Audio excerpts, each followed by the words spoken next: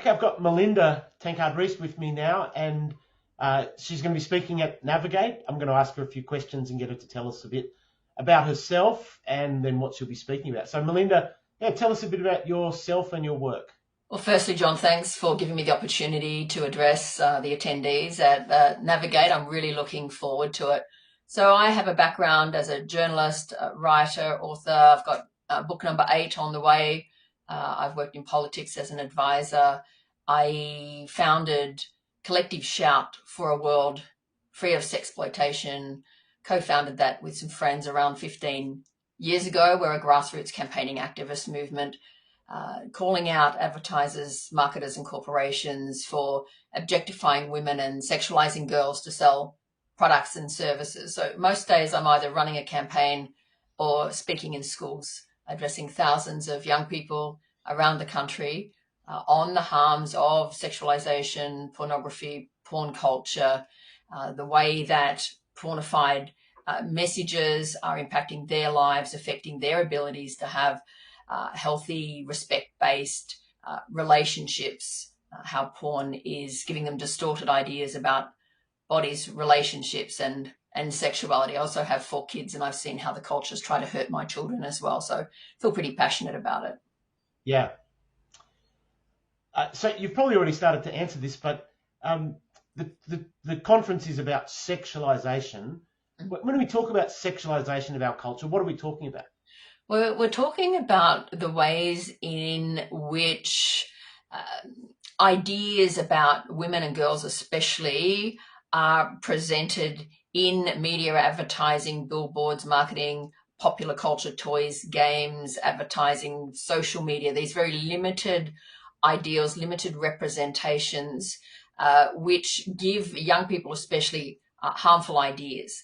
And sexualization also relates to the way that we portray children in that advertising and marketing, suggesting that they're more mature, more grown up than they really are, posing and styling them in adult ways, which invites sexual interest in children. You know, there's a continuum from sexualizing children to sell things right through to trading in their bodies, you know, on a global scale. Yeah. We're seeing rise in child sexual abuse. We're seeing rise in online sexual exploitation of children, live distant child abuse, where children are commissioned for abuse. We're seeing AI now being used to generate child sexual exploitation imagery, but there's a continuum from attitudes which lead to behaviors. So when we allow this idea that children are sexually interesting, sexually mature, potentially sexually available, obviously that's playing out in the real world, in the lives of real children. So that's what we need to address, is that formation of attitudes, and challenge that, and call out the corporations that are allowing this to happen, which we do every day at Collective Shout. Last year we had 23 victories against those companies. We've had wins against multi-trillion-dollar corporations, including getting child sex abuse dolls removed off 3 major global shopping platforms. So these are replica children, body parts, infants, commissioned based on real children. And so, you know, things are getting worse. They're getting worse by the day, but we're doing what we can to address that. So you've talked a bit about the way in which this impacts young people, but I assume that the impact is not just on young people. Certainly the greatest impacts are on young people, because they're more vulnerable in their formative years to these harmful, toxic ideas about their true value and worth, what they exist for. For example, for girls, we've seen increased rates of mental health disorders. This has been documented on a global scale, particularly from 2009, when we introduced smartphones and devices. The research shows that girls' moods go down and their body image dissatisfaction increases within 10 to 15 minutes on social media platforms. That's all it takes for their moods to decline. There's a correlation between high social media use and low self-esteem, mental health. We've seen a rise in girls of anxiety through the roof on a global scale, eating disorders, depression, self-harm, and suicidal ideation. So we do need to recognize the differential impact on young people.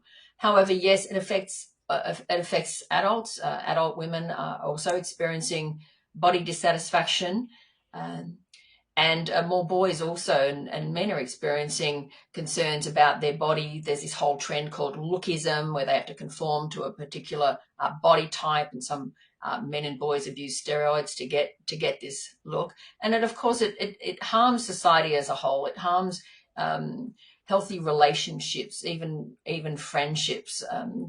Contributes to toxic ideas that people hold, towards each other. It's very hard even to be friends now, because the society is so hypersexualized that people don't actually know, well, is this innocent or not? Is this something I need to be fearful?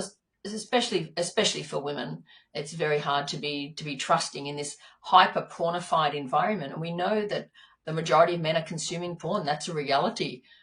Most boys are being exposed to porn now at younger and younger ages. And of course, this is impacting them. It's impacting men. I've written about this before.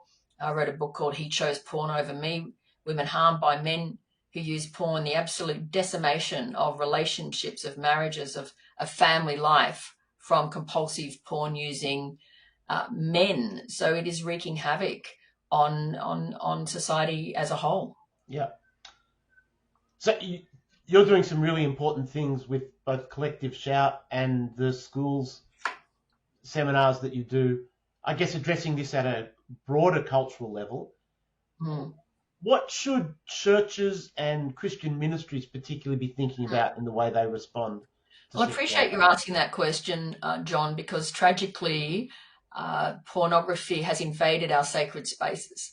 And an example I can give you of this was I was at a Christian school in Queensland a couple of years ago, and the girls were reporting to me, even as young as grade 6, that the boys were routinely asking them for nudes, threatening them with rape, making rape jokes, wolf whistling at them, and offering them money to make porn videos for them and their mates, and sexually moaning and groaning at them. Now, this is a phenomenon. It's in every school I go to, including the faith-based schools. It's sexual harassment to make these groaning, grunting, moaning noises.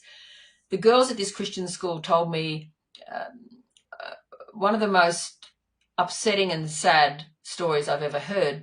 They said not only were boys making these groaning and moaning noises at them every day in the classroom, in the schoolyard, at the school camp, on the school bus, but during the daily worship in the school's chapel. And this is what I mean when I say pornography has invaded our sacred spaces. There's no safe space.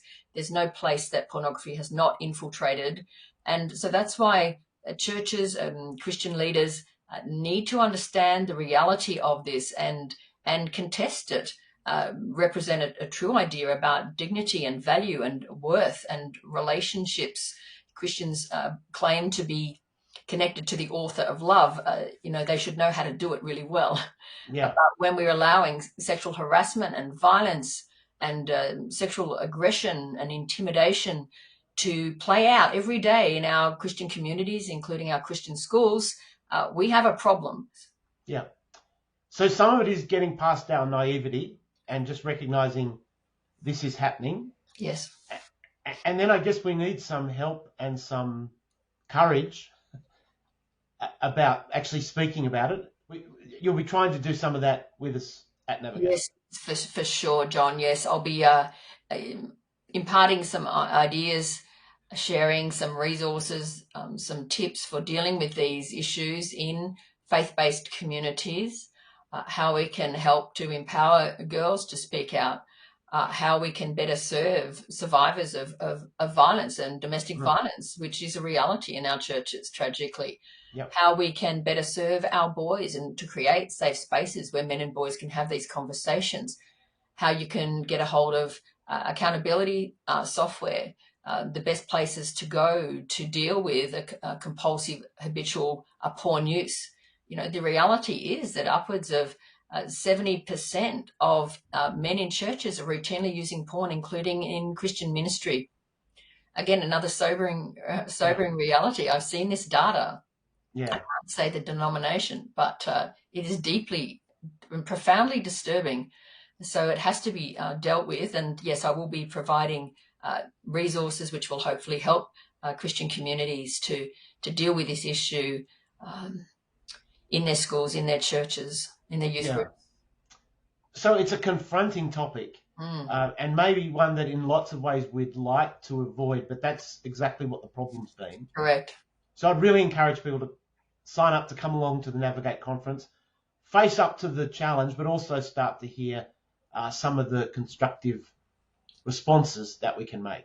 Yes, that's the whole idea, John, is not just to tell the bad news, but to give some good news as well, including testimonies of young people who have decided to reject the scripts of the global sex industry, who have decided they want something better for their relationships, that they want something built on mutual respect and indeed love and true intimacy and authentic human connections. So I hope your listeners won't be scared off. I will be giving some good news as well, which, believe me, I need to share. I need to hear. So it'll be great to have you there, Melinda.